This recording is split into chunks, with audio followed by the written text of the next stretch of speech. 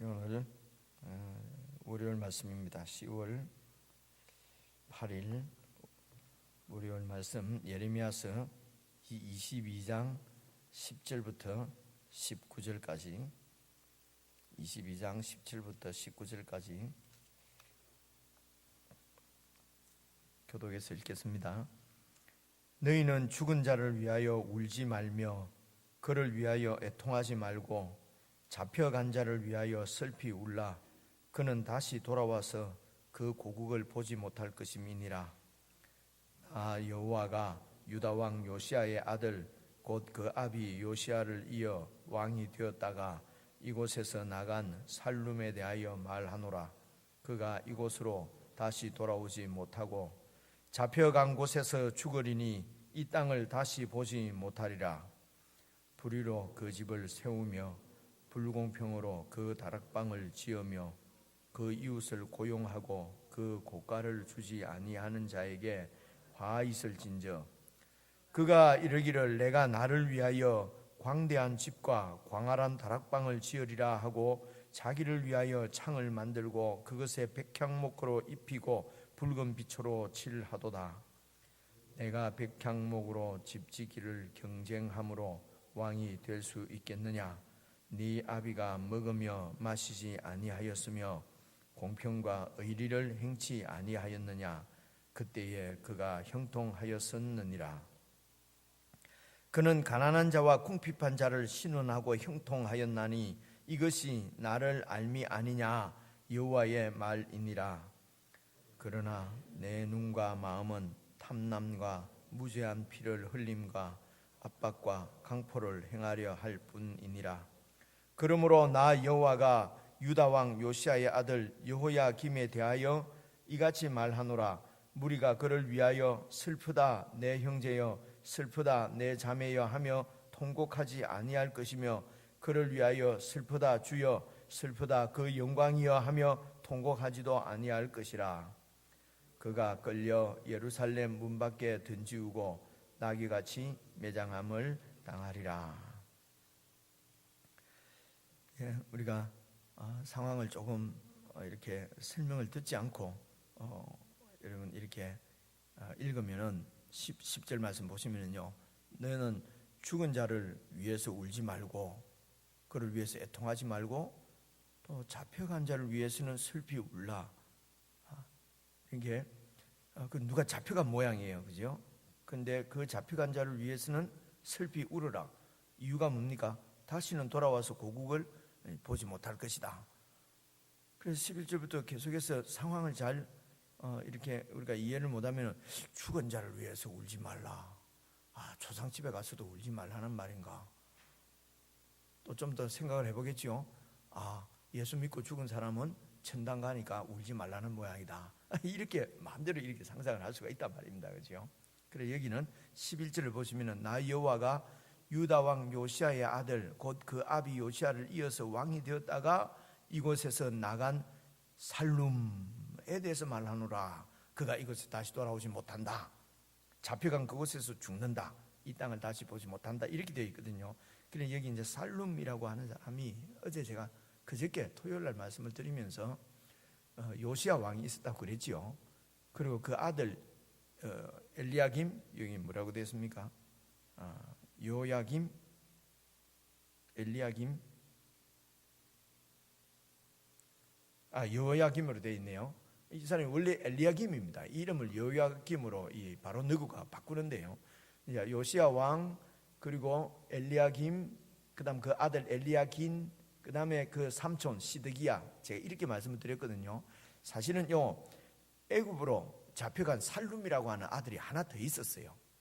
그래 이 살룸이 원래 이름이 여호아스인데요, 3개월 왕을 했습니다. 3개월 왕을 했는데 상황을 제가 조금 설명을 드려야 될 것 같은데요. 이 요시야 왕은 그저께도 말씀을 드렸습니다만은 그 이스라엘 한 200~300년 되는 역사 가운데서 다윗 왕에 필적할 만한 그런 그 성군으로 이렇게 평가받는 사람이 이 요시야 왕이에요. 그러니까 이 요시야 왕이 이제 마지막 부분에 그렇게 하나님의 뜻을 잘 받들어서 그렇게 계획을 했는데 요시야 왕 될 때까지 올 때까지 이 이스라엘이 유다가 너무도 악을 많이 행한 거죠. 여기 악이라고 하는 것은 일차적으로는 하나님을 섬기지 않는 것입니다. 하나님의 뜻을 행하지 않고 이방 신을 쫓아가는 것이죠. 이게 이제 일차적인데 그렇게 하니까 오늘 살펴보겠습니다만 많은 범죄들 이 정의와 공의를 행하지 않습니다. 하나님을 섬기지 않으니까 정의와 공의를 행하지 않거든요. 정의와 공의는 하나님의 뜻이라고 말씀을 드렸습니다. 그래서 하나님이 결국은 이제 그 심판하기로 작정하시는데 이 요시야 왕 때에 하나님의 마음을 돌이키려고 안 했겠습니까? 근데 이제 요시야의 그 아들들이 이제 그 아들과 손자가 4명, 요시야 왕 이후로 요시야 왕의 아들 3명, 손자 1명, 이렇게 4명의 왕이 계속해서 왕을 하는데 이 4명의 왕이 다 결국은 하나님의 마음을 이 유다를 버리시기로 작정을 하시는데 그 작정하게 된 결정적인 동기를 오늘 이 예레미야서에서는 엘리야김 왕으로 봅니다. 엘리야김 왕으로 보는데요. 그 내용을 쭉 좀 살펴보려고 하는데 이 11절에 살룸이라고 되어 있는 이 왕이 요시야의 사실은 이 둘째 아들이에요. 이제 둘째인데 그 당시 엘리야김이 있었어요. 뒤에 이제 살룸 다음에 왕이 되는 엘리야김이 이 살룸보다는 나이가 2살 더 많아요. 그런 거 어떻게 합니까? 이게 열왕기 하에 읽어보면 이 얘기가 나와요. 23장에 혹시 시간 있는 분은 열왕기 하 23장 열왕기 하에 나오면 역대기 하에도 나와요. 역대기에는 뭐 30몇 장인가 그게 나올 겁니다. 그래서 보면은 그러니까 요시야가 어제 말씀드렸듯이 이 바벨론이 커져서 이 아수르를 이렇게 완전히 멸망시킬 때가 612년에서 609년 사이입니다. 그러니까 610년 정도로 보고요. 그러니까 메소포타미아 지하역에서 새로운 강자가 이렇게 새로운 강자가 이제 생기는 거지요. 이 새로운 강자를 견제해야 되지 않겠습니까? 그 애굽 밑에 있는 애굽 제국이 위쪽에서 나라가 커지니까 이제 이 아수르가 멸망하면서 이 바벨론이 커지니까 이 애굽이 그 바벨론을 막아야 되지 않겠습니까? 지금 강대국들이 서로 미국에서 중국에서 한 나라가 커지거나 그러면 견제하고 마찬가지입니다. 이게 세상 나라의 특징입니다. 그래서 애굽의 바로 느고가 이 애굽 왕은 바로라고 그래요. 바로 그때부터 애굽의 제국의 왕은 바로 영어로는 파라오 뭐 파라오 어쩌고 저쩌고 뭐 파라오 람세스 이런 영화도 안 나옵니까? 그래서 그 당시 애굽의 왕이 바로인데 바로는 왕의 그 직위를 얘기하는 거고 이름이 느고입니다. 그래서 바로 느고라 그래요.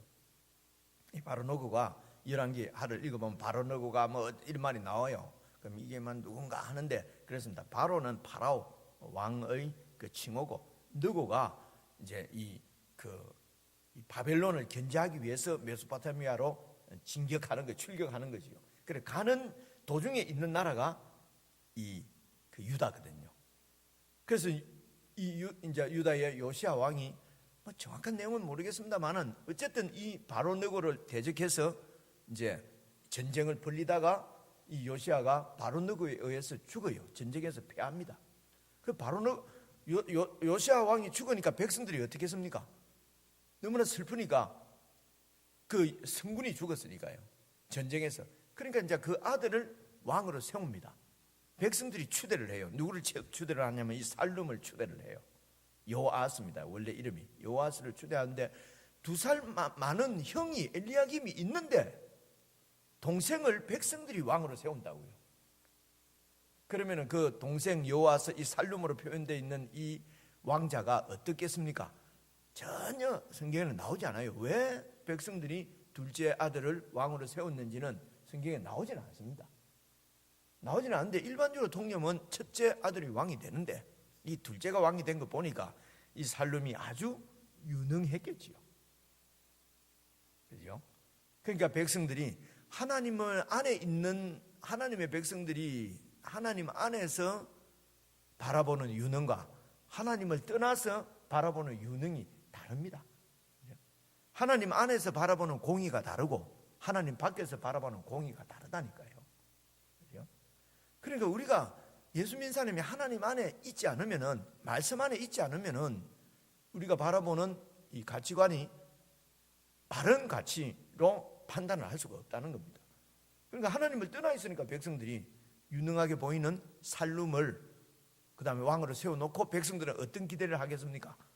이 살룸이 또 자기 아버지처럼 뭐 우리를 큰 나라로 잘 먹고 잘 살게 해주는 부국 강병 책을 써서 나라를 아주 경제적으로도 세계의 1등 국가로 만들 것이다 라고 하는 기대를 가지고 장로 대통령도 뽑고, 그죠? 강하게 보이는 사람을 왕으로 세웠단 말입니다. 그 기대를 할 거 아닙니까? 기대를 했는데 바로노가 내려오면서 이 요시아의 아들 그 살룸을 바로 잡아갖고 끌고 가버립니다. 그래서 3개월 만에 그냥 애굽으로 잡혀가가지고 결국은 거기서 죽어요, 이 살룸이. 그래서 10절은 자꾸 이렇게 얘기를 들으면 대략 여러분 역사적으로도 좀 이렇게 정리가 될까 봐서 말씀을 드렸는데요. 그래서 10절에 너희는 죽은 자를 위해서 울지 말라, 그를 위해 애통하지 말라는 지금 애굽과의 바로너고와 전쟁에서 죽은 요시아 왕을 얘기하는 겁니다. 이미 사람이 죽고 사는 문제는 나한테 달린 것이고 이미 죽은 자를 위해서는 울지 말고, 백성들이 얼마나 슬퍼하면서 울었겠지요. 왕을 의지하고 믿었을 텐데. 그런데 지금 잡혀간 자는 지금 그 살룸을 얘기하는 겁니다. 그 아들 3개월 만에 이렇게 애굽으로 잡혀간 그 살룸을 위해서는 슬피 울으라. 왜냐하면 다시 돌아오지 못하고 그곳에서 죽을 것이기 때문에 그렇다. 그래서 이제 이 살룸을 잡아가고 그 자리에다가 그 형인 엘리야김을 왕으로 세워요. 그래서 이제 이 엘리야김이 왕이 되었는데 13절 보십시오. 이 13절에 나오는 왕 이름은 엘리야김입니다. 요야김입니다. 원래 이름이 엘리야김인데 요야김으로 바로느고가 이름도 바꿔버려요. 이게 열왕기 하에 나옵니다. 이름을 내가 누구 이름을 지어준다는 것은 바로 내 자식이라 이거죠. 내 뭐라고 그럽니까? 내 속국으로 완전히 만드는 거죠. 그래서 그 이제 요야김이 왕이 되었는데 어떻게 하겠습니까? 바로 이렇게 속국으로 만들어 놓는 것은 그 바로느고 그 큰 나라에서 은하는 걸 뭡니까? 조공을 받는 거거든요. 착취하는 것이요. 그래서 이 요야김이 이제 바로느고에게 조공을 바쳐야 됩니다. 조공을 바치려고 하니까 어떻게 됩니까? 세금을 과하게 부과하게 되는 거죠. 돈이 어디서 나옵니까? 백성들로부터 뜯어가지고 그리고 이제 그 바로에게 갖다 바쳐야 되니까. 이해가 오지, 그죠? 그리고 또 이런 왕들은 자기의 왕권을 강화하기 위해서 왕궁을 크게 짓고 그러면서 이제 그 세력을 과시하는 거지요. 이게 일반 세상 나라의 왕의 특징입니다. 그래서 속국이 됐으니까 그 강대국에게 갖다 바쳐야 되고, 우리 봐보세요. 뭐 아무리 좋은 전투기나 무기가 있어서 다른 나라에서 살려고 해도 미국 눈치 때문에, 예를 들어서 그렇다는 겁니다. 예를 들어서 그 비행기를 살 수밖에 없어요. 그리고 큰 나라에서는 100원짜리도 1,000원에 사라 그러면 살 수밖에 없고, 그죠? 이제 그런 얘기란 말입니다. 아, 옛날에는 있었는데 지금은 없구나 이런 생각은 안 되고, 옛날에나 지금이나 형태를 달리해서 세상 제국은 이렇게 돌아간다는 거죠. 힘이 있는데 내가 왜 안 뺐어요? 힘이 있는데. 힘이 있는 사람이 힘든 사람을 뺐으면서도 어떻게 뺐지요? 아주 합법적으로 뺐지요. 그 우리 클 때 얘기입니다. 우리 클 때 동네 어른들이 하는 말, 합법적으로 도둑놈. 그 당시 뭐 몇 명 있었는데 변호사 뭐 이런 얘기도 안 들어봤습니까? 이런 소리. 그죠? 그러니까 도둑놈은 도둑놈인데 이게 합법적이야. 이렇게 힘 있는 사람은 그렇게 이제 힘을 행사하지 않습니까? 그런 생각을 가지고 13절 한번 봐보십시오. 불의로 그 집을 세우며 불공평으로 그 다락을 짓고 그 이웃을 고용하고 그 곡과 임금을 주지 아니하는 자는 화 있을진저. 이게 엘리야김을 얘기하는 것입니다. 그래서 왕궁을 짓고 이러면 백성들을 뭡니까 기술자들 데리고 와서 일을 시킬 거 아닙니까? 그러면 임금을 줘야 되는데 권력을 이용해서 임금을 주지 않고 자기 왕궁을 그 왕궁을 확장하는 게 14절이에요. 그가 이르기를 내가 나를 위하여 광대한 집과 광활한 다락방을 지으리라 하고 자기를 위해서 창을 만들고 그것에 백향목으로 입히고 붉은 붓으로 칠하고 이렇게 자기의 왕건강을 위해서 왕궁을 크게 짓고 그리고 백성들로부터 세금을 과하게 부과해서 어쩔 수 없이 그렇게 바로너그에게 조공도 바쳐야 되고, 이게 예수 믿는 사람들이 하나님을 섬기지 않으면 결국은 세상의 종이 됩니다. 사람이 종이 되거든요. 자꾸 하나님으로부터 떠나면 해방받을 것이라고 생각하는데 자꾸 하나님 믿는 것이 하나님한테 무슨 이렇게 묶여가지고 자유가 없다. 그래서 자유를 찾아서 하나님을 안 믿고 떠나면은 자유의 백성이 되는 것이 아니고 이렇게 사람의 종이 되고 상황의 종이 되고 그렇게 노예가 된단 말입니다. 왜냐하면 이 사람은 하나님이 지으신 이 창조 세계가 절대로 이 독립적으로 살지 못하도록 모든 게 다 관계 가운데서 서로 의존적으로 살 수 있도록 그렇게 창조되어 있는 것을 우리가 볼 수 있습니다.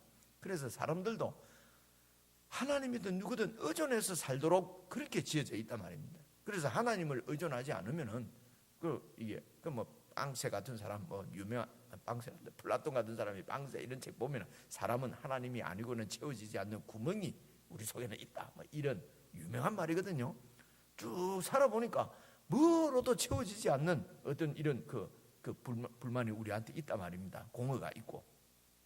그래 이런 것들을 창세기도 읽어보면 하나님이 처음 지은 첫 창조는 공허하고 혼돈하고 흑암이 가득하고, 그래 그 가운데 하나님이 창조를 시작해서 빛을 주시니까 수요일 날 드린 말씀입니다만은, 그러니까 거기에 생명이 생기고 하나님의 새 창조의 역사가 나타나는 거거든요.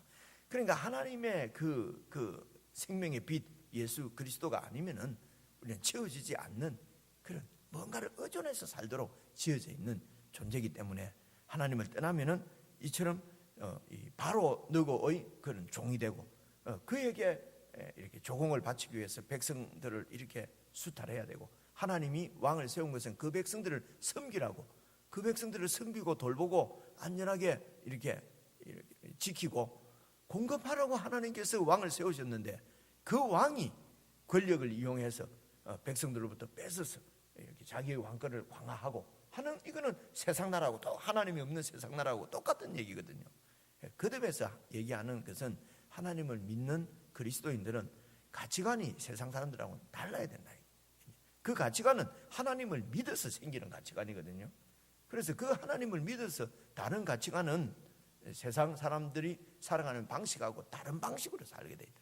다른 방식으로 살고 다른 방식으로 결정하고 다르게 결정하고 다르게 바라보고 다른 소망을 가지고 다른 목적을 가지고 다른 뜻을 가지고 살아가는 것이지, 여기에 말씀에 분명하지 않으면 세상 사람들이 살아가는 방법하고 똑같이 살아간다니까요. 예수 믿는다 하면서도 불공정, 이렇게 자식을 키우는 것도 불공정하게 먼저 내 자식부터 경쟁해서 앞에서 세우려고 하고 앞에 세워서 경쟁하게 만들려고 그러고, 그게 유능한 부모라고 생각하니까요. 그건 세상 가치관이죠.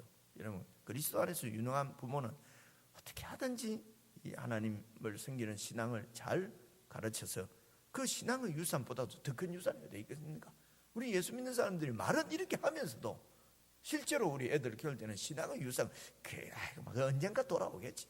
그리고 공부 지금 안 하면은 네 인생 망하는 것처럼, 우리 쭉 지내보지만 공부 조금 잘하고 못하고 하는 것이 인생에 크게 혼합대가 어쩌다가 되게 공부 잘하고 하는 이런 애들이 하나씩 나와요. 모든 애들이 다 그런 건 아니거든요.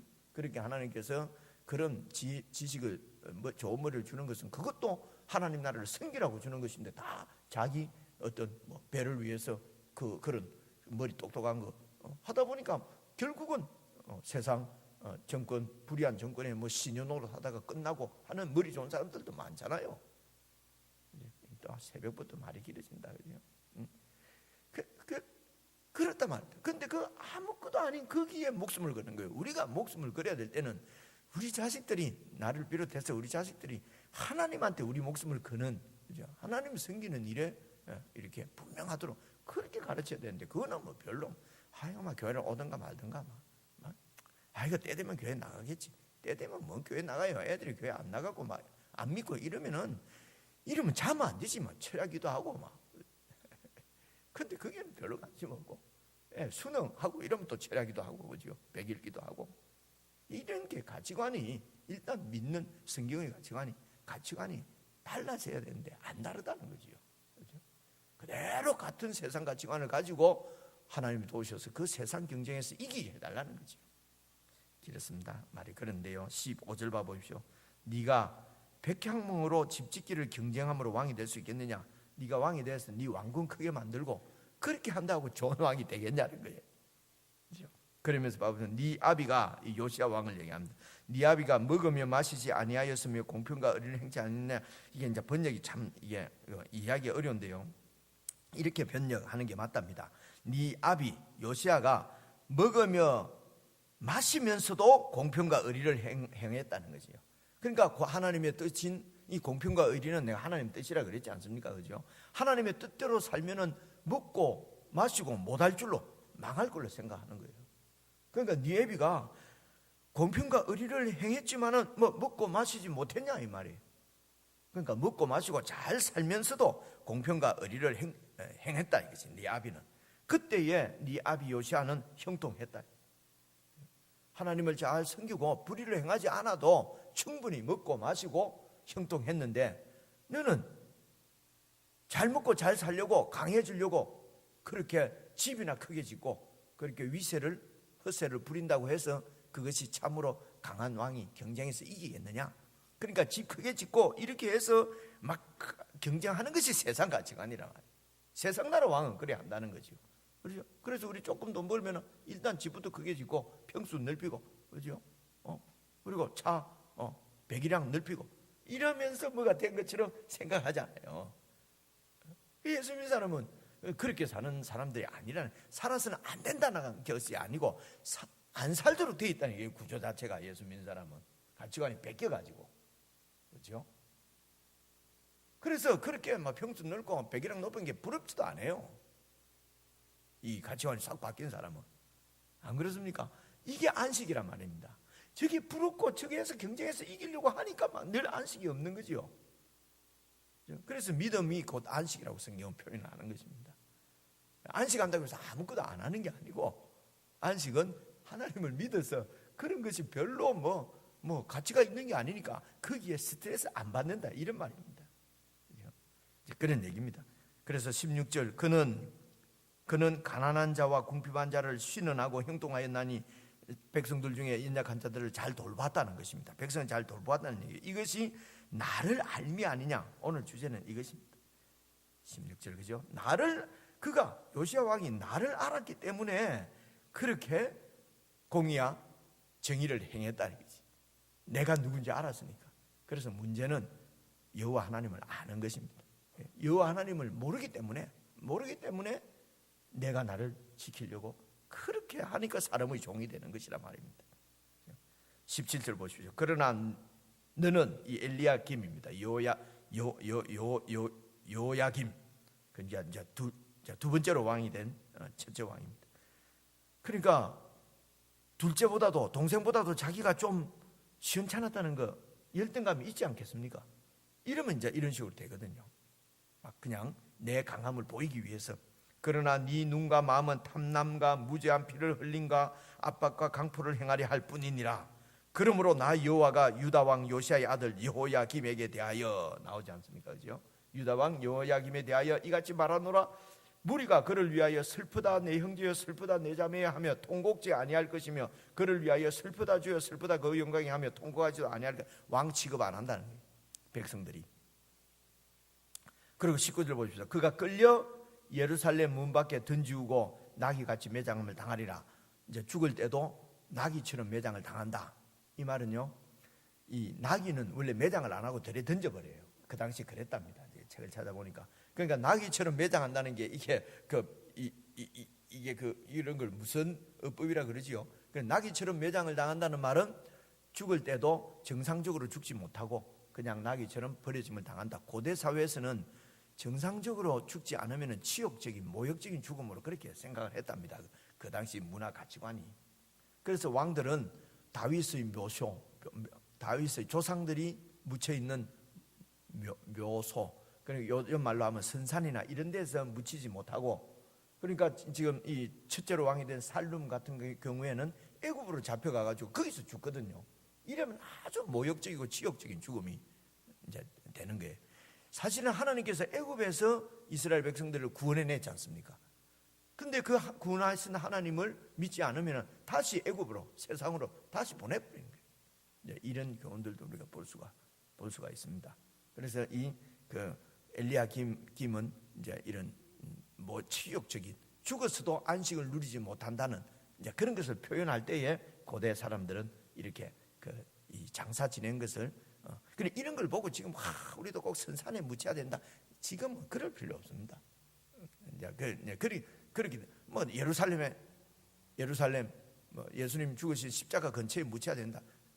그럴 필요 없고 지금은 화장 하나, 매장 하나. 여러분 우리 몸은 하나님의 능력으로 변화, 예수님의 몸과 같은 몸으로 바뀔 것이기 때문에 지금은 그렇지 않은데 이 당시 세계관으로는 이렇게 정상적으로 이렇게 죽지 못하면은 아주 하나님의 형벌, 징벌을 보았기 때문에 그래서 이제 이 엘리야김, 요야김이 그렇게 될 것이다. 이런 내용은 대충 제가 이렇게 설명을 드렸습니다.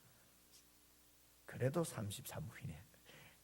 해도 그죠? 그래 한 40한 3, 4분, 40한 5분까지 여러분 개인적으로 묵상하고 그리고 한 2, 3분 음악 틀어주세요. 예, 그리고 기도하시고 그래 하시면 되겠습니다. 예, 다시 읽으시면서 개인적으로 묵상하는 시간을 갖겠습니다.